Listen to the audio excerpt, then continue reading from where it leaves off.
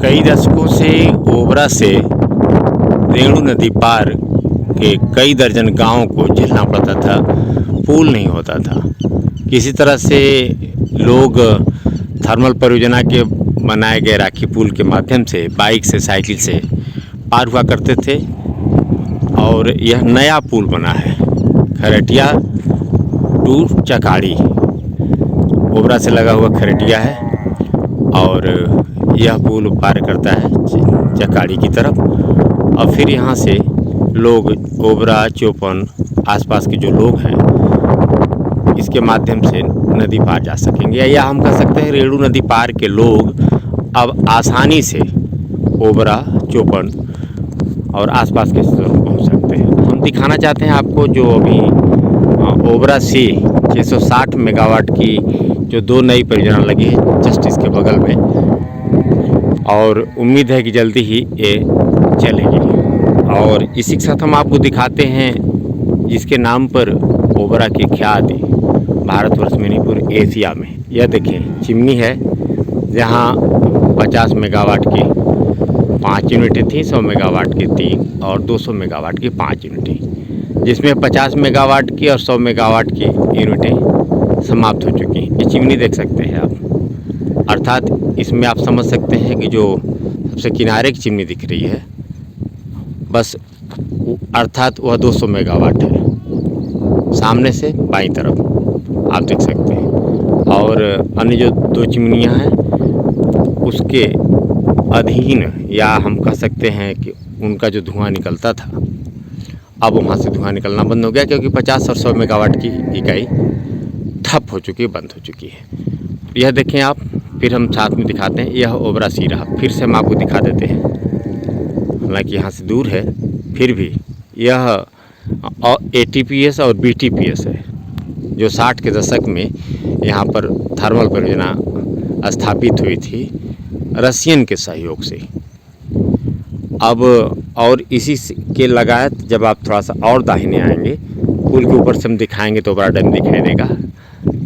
और यहाँ से आप देख सकते हैं पुरानी परियोजना जो 60 के दशक में स्थापित हुई। और ठीक इसके बगल में आप ये देख सकते हैं ये ओबरा सी परियोजना है 660 मेगावाट की 2 यूनिटें लगी हैं। अभी कुछ दिन पहले उत्तर प्रदेश सरकार ने निर्णय लिया है कि ठीक इसी के बगल में या इसी के आसपास ओबरा डी परियोजना स्थापित होगी जो 800 मेगावाट की 2 यूनिटें होंगी। हम आज यहाँ इसलिए आए कि चूँकि काफ़ी अरसे से लोगों की यह डिमांड थी कि रेणुका पार नदी के लोगों को आने जाने में दिक्कत होती है, काफ़ी दूर से घूम कर आना पड़ता है। यह पुल एक तरह से कहा जाए तो उनके लिए लाइफ लाइन का काम करेगा, डेवलपमेंट में सार्थक सिद्ध होगा।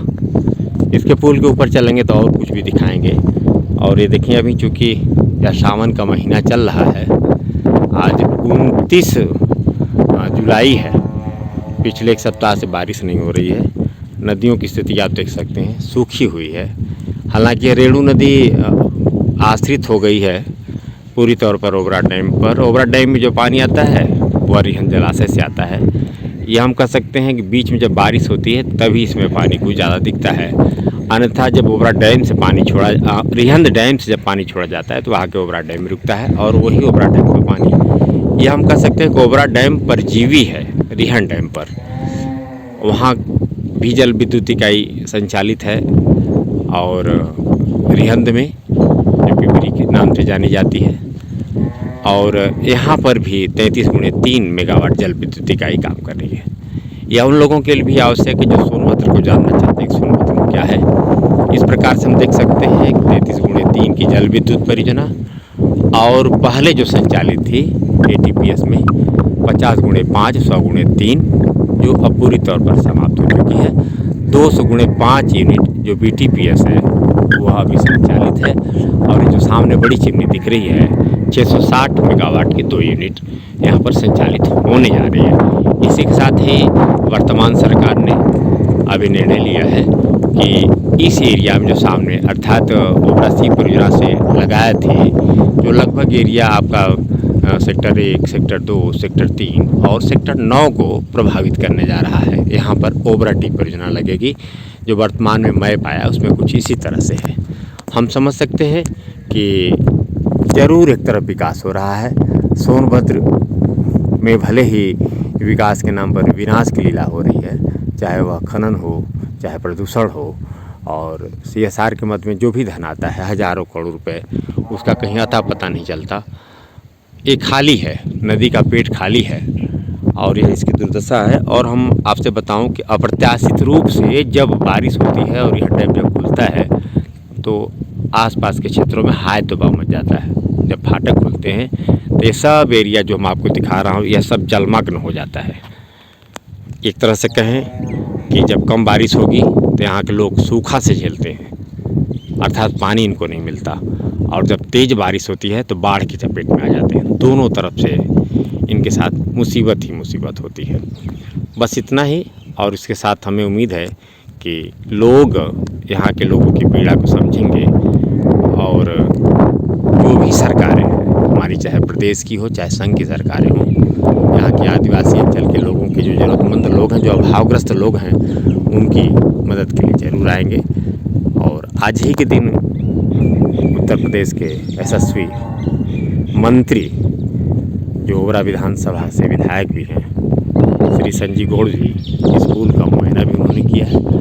और मुझे लगता है कि उनके मुआयने का संकेत दे रहा है कि आने वाले दिनों में हो सकता है प्रदेश के मुखिया, यशस्वी मुख्यमंत्री श्री आदित्य योगीनाथ जी का आगमन हो और इस पुल का उद्घाटन हो। आगे फिर हम आपको पुल के ऊपर से दिखाते हैं कि पुल कैसा दिखता है।